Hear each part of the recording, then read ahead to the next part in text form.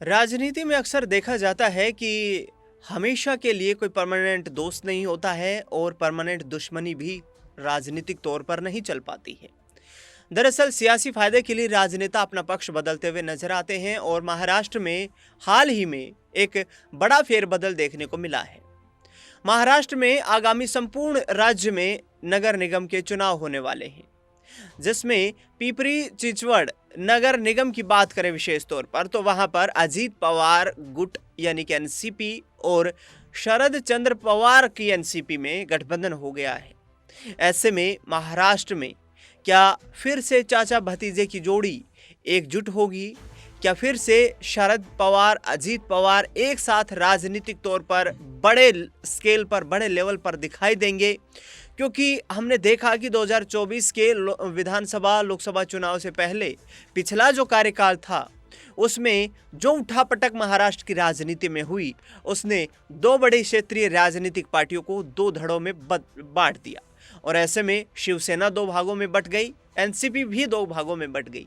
एक एनसीपी शरद पवार की पार्टी विपक्ष में मौजूद है, दूसरी एनसीपी की अजीत पवार की पार्टी जो है वो सत्ता पक्ष को समर्थन दे रही है। वही हाल शिवसेना का है।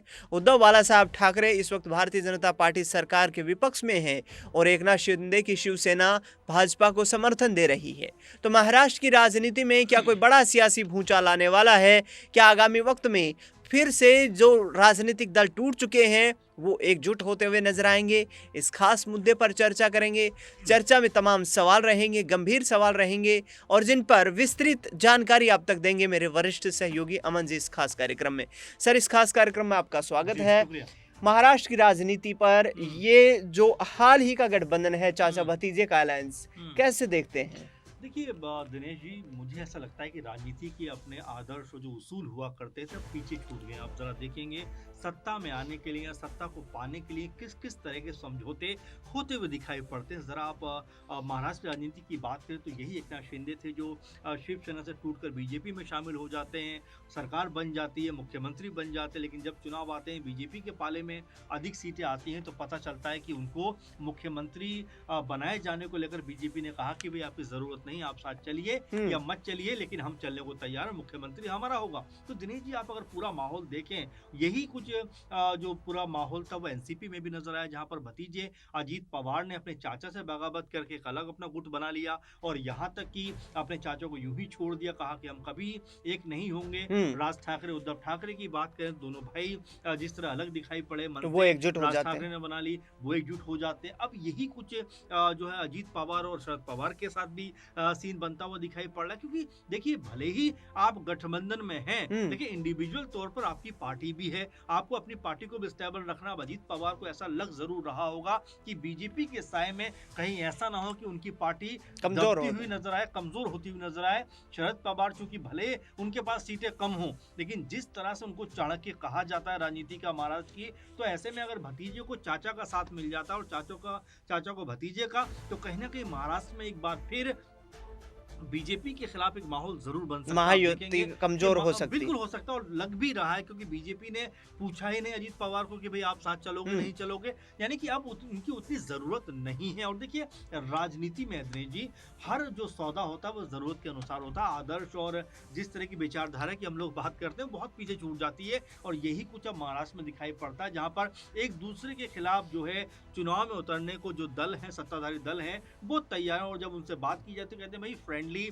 फाइट हो रही है। तो ये एक नया शब्द है या एक अलग शब्द है, लेकिन अगर उनकी मंशा को देखा जाए तो कहीं ना कहीं जितने भी दल हैं वो बीजेपी के साए से बाहर आना चाहते हैं। चाहे एकनाथ शिंदे की आप बात करें, चाहे आप अजीत पवार की बात करें, कि उनको पता है कि भाई बीजेपी के साथ चलेंगे, आज नहीं तो कल उनकी पार्टी पर इसका बुरा असर होता हुआ दिखाई पड़ेगा। ठीक दुष्यंत चौटाला की तरह हरियाणा में एक समय 6 सीट उनके पास आई, लेकिन जैसे ही बीजेपी में वो शामिल हो जाते हैं पता चलता है कि भाई उनकी 0 सीट रह जाती है, वोट बैंक 15% से घट के 1% से भी कम आ जाता। तो ये तमाम चीजें, चाहे वो अजीत पवार हो, चाहे वो एकनाथ शिंदे हो, ये सब देख रहे हो, इसीलिए अजीत पवार ने इतना बड़ा कदम महाराष्ट्र के अंदर उठाया है। सर, यहाँ पर मैं ये भी जानना चाहूँगा और दर्शकों की जो इच्छा होगी जानने की, जहन में जो सवाल आ रहा है वो ये है कि जो वोट बैंक था, जो मौजूदगी थी, जितनी मजबूत अजीत पवार की पार्टी शरद पवार से पिछले कार्यकाल के दौरान जब अलग हुई, उस वक्त जितनी मजबूत थी उससे अधिक मजबूती आज अजीत पवार के पास है। जी।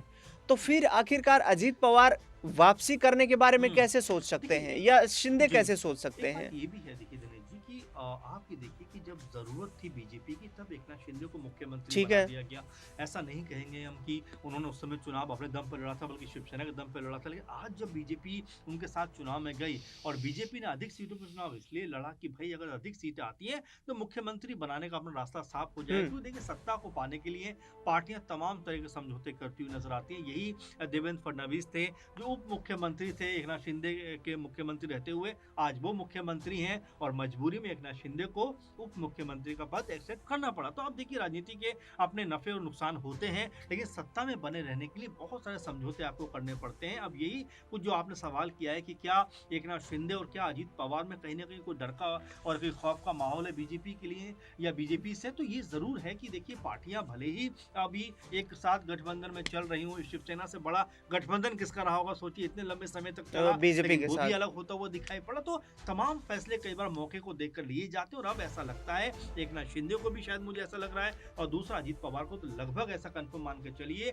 कि उनको इस बात का डर है कि बीजेपी के साथ ज्यादा वक्त तक रहे तो कहीं उनकी पार्टी का जो कद है आज की डेट में वो और कमजोर होता हुआ नजर ना आ जाए। एक महत्वपूर्ण सवाल जो है वो ये रहेगा कि जिस तरीके से पिछले दिनों बीजेपी के विधायकों और एकनाथ शिंदे के विधायकों में ये आरोप प्रत्यारोप लगे कि शिंदे के विधायकों ने भाजपा की सरकार बनाने का समर्थन देने के लिए करोड़ों रुपए की डील की थी। ऐसे ही कुछ आरोप जो है वो एनसीपी के विधायकों पर लगते रहे हैं।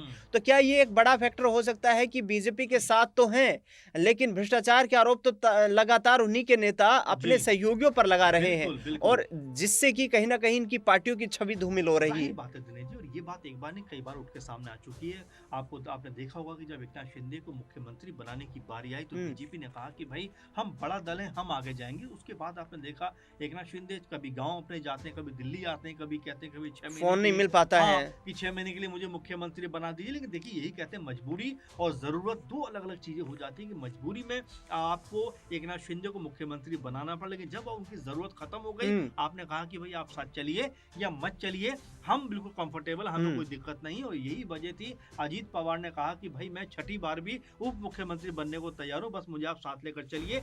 वही कुछ अब उनको भी दिखाई पड़ता है, कब तक बीजेपी के साए में चलेंगे, कब तक बीजेपी की परछाई बनकर नजर आएंगे। ऐसे में अब ऐसा हो सकता है कि शरद पवार जो चाचा है उनके राजनीति के धुरंधर माने जाते हैं, महाराष्ट्र राजनीति के, वो अगर देश साथ की में आते राजनीति हैं में भी बड़ा बिल्कुल, कद है। तो हो सकता है कि यहाँ से जो एनसीपी है अलग अलग वर्गों में बटी हुई है, हिस्सों में बटी हुई है, वो यहाँ पर एकजुट होती हुई नजर आ जाए। एक विलय की संभावना जो बन रही है वो होता हुआ दिखाई पड़े, क्योंकि महाराष्ट्र की राजनीति जो इस समय कई दौर से गुजरती हुई दिखाई दे रही है कि यहाँ राज ठाकरे और उद्धव ठाकरे एक साथ दिखाई पड़ रहे हैं, बीजेपी एकनाथ शिंदे के साथ में जरूर दिखाई पड़ रही, लेकिन कब तक दिखाई पड़ेगी ये अपने आप में बड़ा सवाल है। कांग्रेस पार्टी भी ये सोच रही है कि अपने दम पर कुछ हद तक महाराष्ट्र में अपना वोट बैंक बनाया जाए। तो ये तमाम तरह की राजनीति और बीएमसी चुनाव में इन तमाम सवालों का जवाब मिलता हुआ दिखाई पड़ सकता है। बीएमसी जो नगर निगम के चुनाव हैं और संपूर्ण महाराष्ट्र के जो नगर निकाय के चुनाव हैं वो ये तय करेंगे कि आखिरकार महायुति गठबंधन महाराष्ट्र में कितना लंबा चल पाएगा। अजीत पवार शरद पवार के एक साथ आ जाने से